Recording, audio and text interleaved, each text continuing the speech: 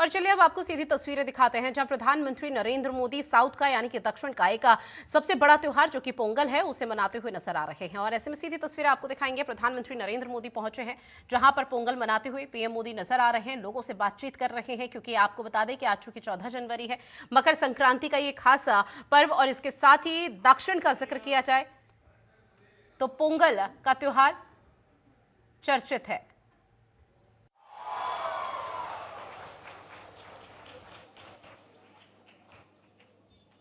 पोंगल के पवित्र दिन तमिलनाडु के हर घर से पोंगल धारा का प्रवाह होता है। मेरी कामना है उसी तरह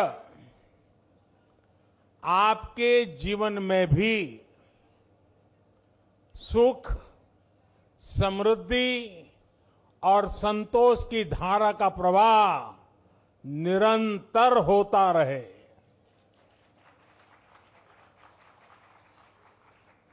कल ही देश ने लोहड़ी का पर्व धूमधाम से मनाया है। कुछ लोग आज मकर संक्रमण उत्तरायण मना रहे हैं, कुछ लोग शायद कल मनाएंगे। माघ बिहू भी बस आने ही वाला है।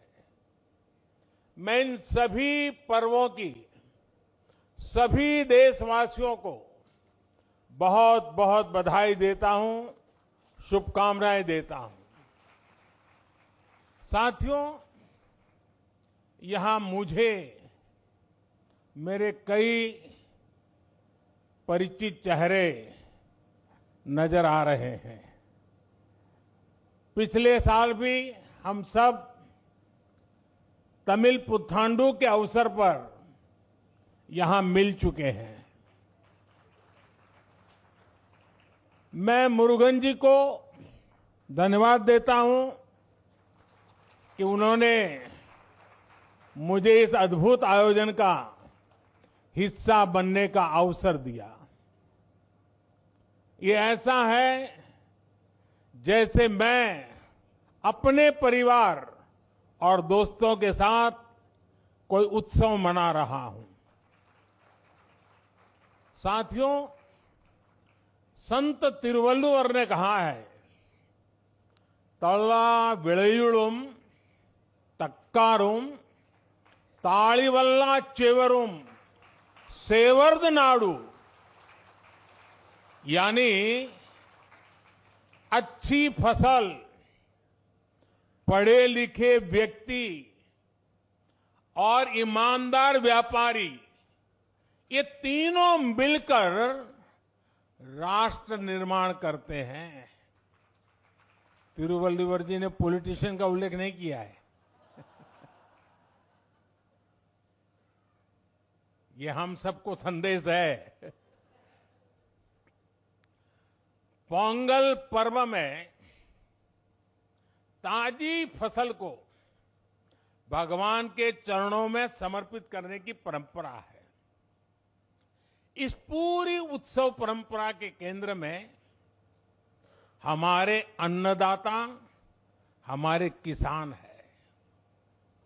और वैसे भी भारत का हर त्योहार किसी न किसी रूप में गांव से, किसानी से, फसल से जुड़ा हुआ होता है।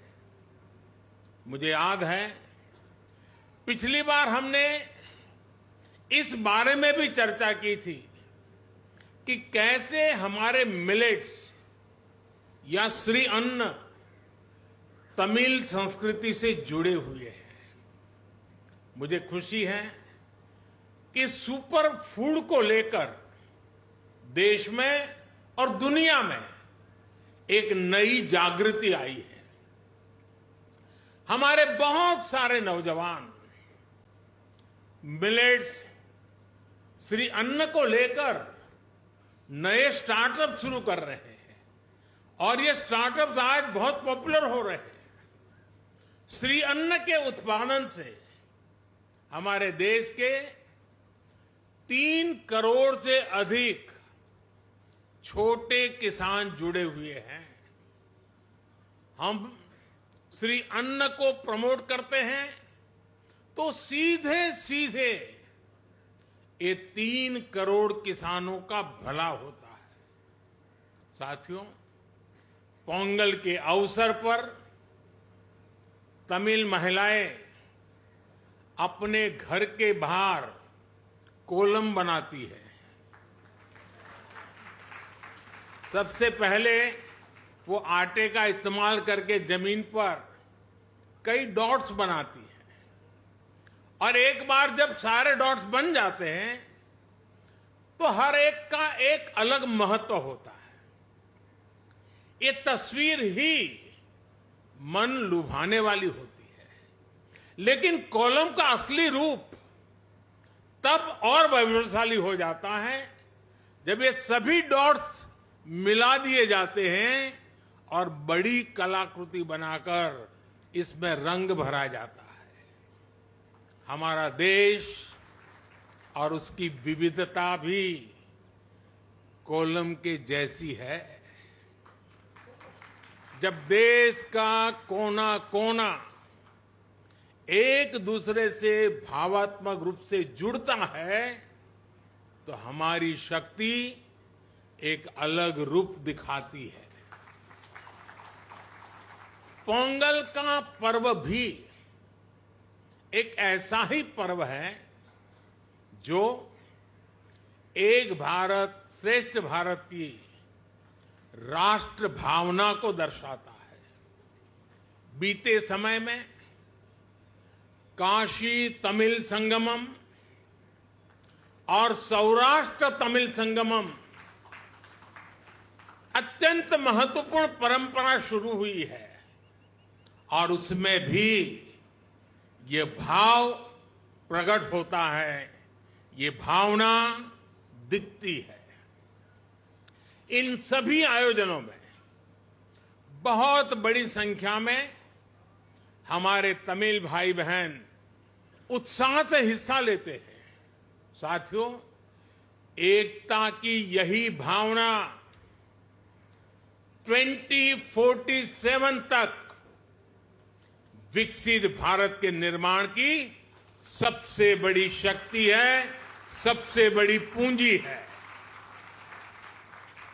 आपको याद होगा, लाल किले से मैंने जिस पंच प्राण का आह्वान किया है उसका प्रमुख तत्व देश की एकता को ऊर्जा देना है, देश की एकता को मजबूत करना है।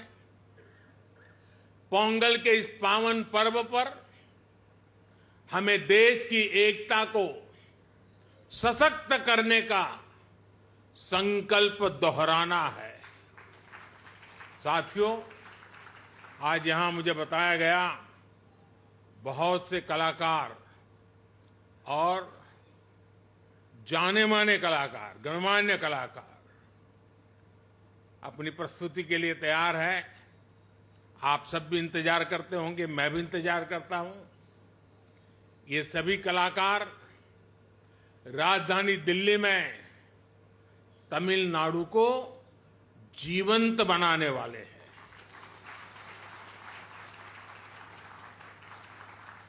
कुछ पल हमें तमिल जीने का मौका मिलेगा, ये भी एक सौभाग्य होता है। मेरे इन सभी कलाकारों भी अनेक अनेक शुभकामनाएं हैं। मैं फिर एक बार मुरुगन जी का धन्यवाद करता हूं। वणक्कम।